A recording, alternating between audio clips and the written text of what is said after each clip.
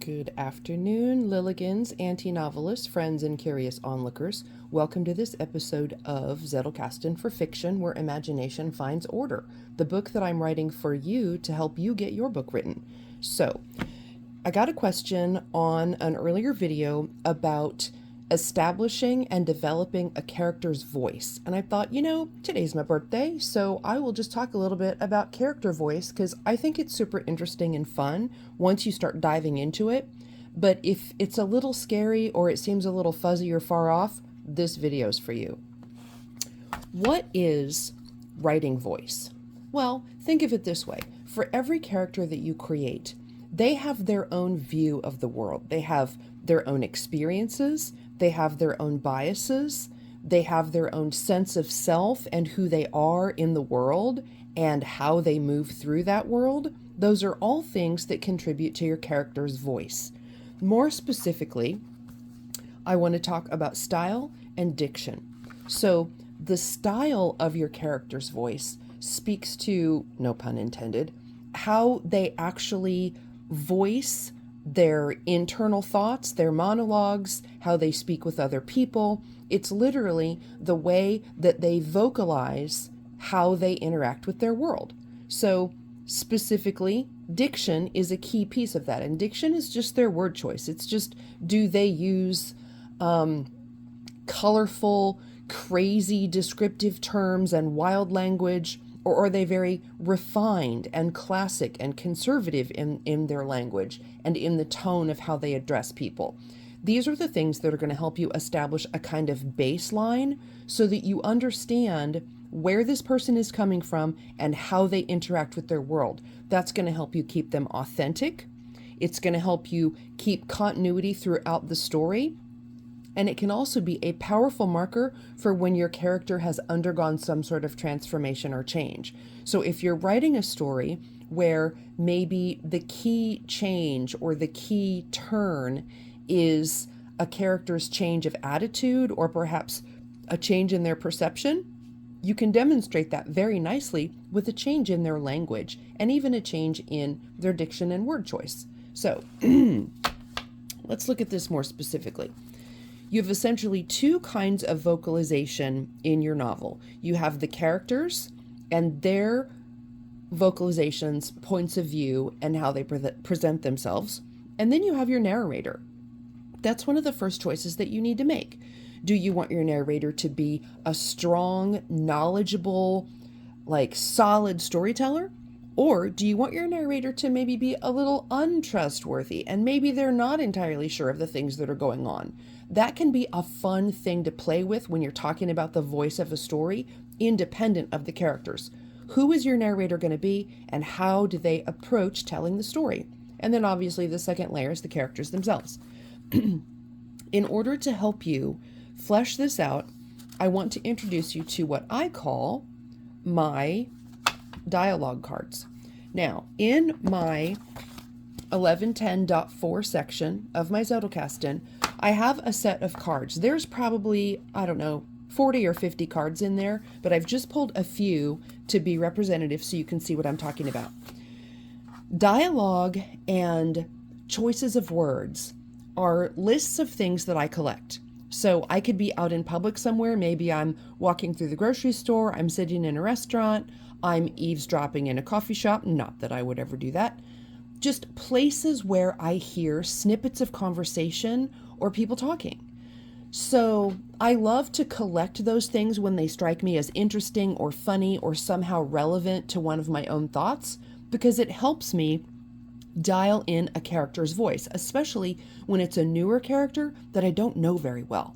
Having dialogue cards can really help you form and format what that character sounds like. So let's look at this one.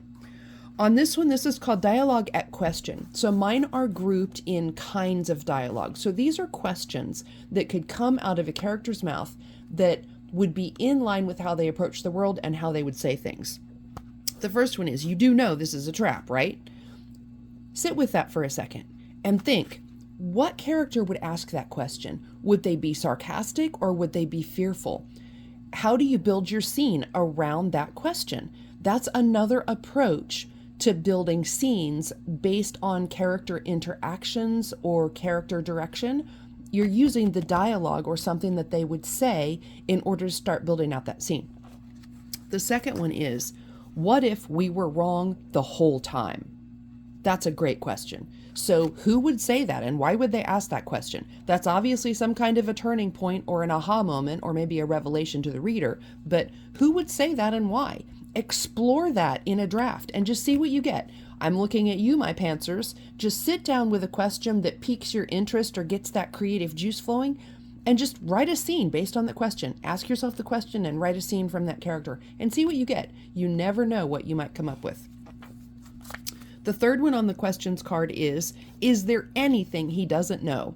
This one I've highlighted in pink that indicates that Chad is in Tara's world, because anything pink signifies my main female character and Chad is her best friend. So I've swiped that with pink, so when I look at this card, I know that there's a Tara person here, if it's not her herself.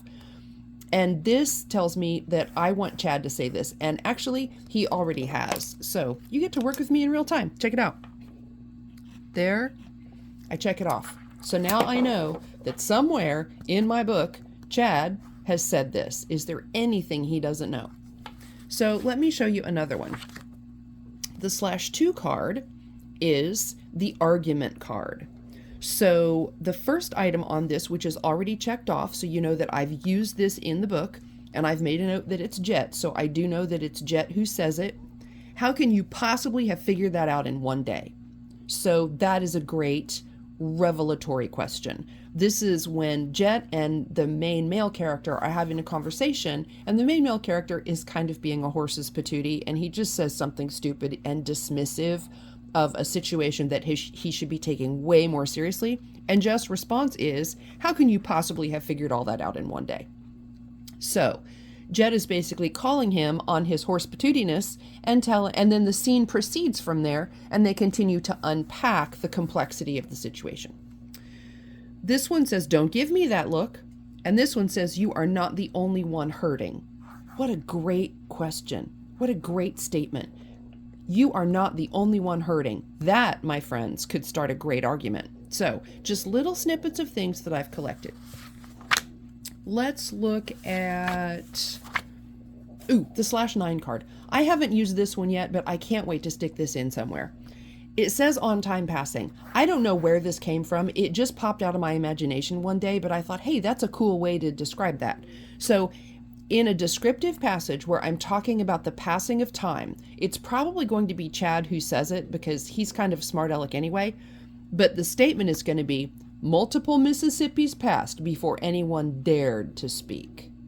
How cool is that? I love that phrase. So yeah, I think that's going to be a descriptive term that takes place somewhere within the realm of Chad doing something, because that is totally in his voice. He would say something kind of snarky like that. This one, these are labeled random. Random bits are things that I don't really have an idea of where they could go. They're literally just random bits of things that I've grabbed onto and stuck on a card, so that when I'm writing dialogue and maybe I need some fresh ideas, I just pull these out and I lay them all out on my desk as I'm writing, and I just have them right there, and I glance over at them, and sometimes, something comes to mind and I don't know where I'm going to use that thing. This one says, you lost your rudder or your saddle. And it's checked off because Branch did already use that in a scene. When he's talking to Tara about the way that she kind of went woozy when they first met, that's how he describes it, is he says, every time we have contact with each other, you lose your saddle. And because he's a cowboy, it makes perfect sense, because that's something he would say. It made less sense for him to say lose your rudder, which is the actual colloquialism, because he's not a sailor, he's a rancher. So in that way, I'm taking the original colloquialism, or the original saying, and I'm changing a word so that it's relevant to the character who says it and the things that he would draw from in his life. So there you have it. Using your style and your diction in order to inform your writing voice, both in terms of your character and in terms of your narrator's voice. There you have it. I am going to do 2 more writing sprints. I want to write out the rest of my character development specific characters, Over in the book, it's the chapter that's called Drafting Your Team. And I'm introducing you to the protagonist, the antagonist, the contagonist, the villain, antagonist by proxy. I'm basically breaking out for you all of those types of characters so that as you start drafting your character teams, you're hitting all the right notes on who you need to have.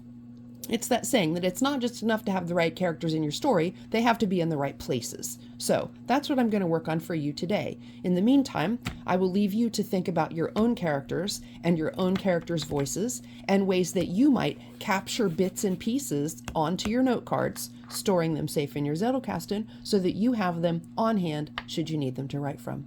So, thank you as always for your time and attention. I very, very much appreciate each and every one of you, and I will see you all tomorrow.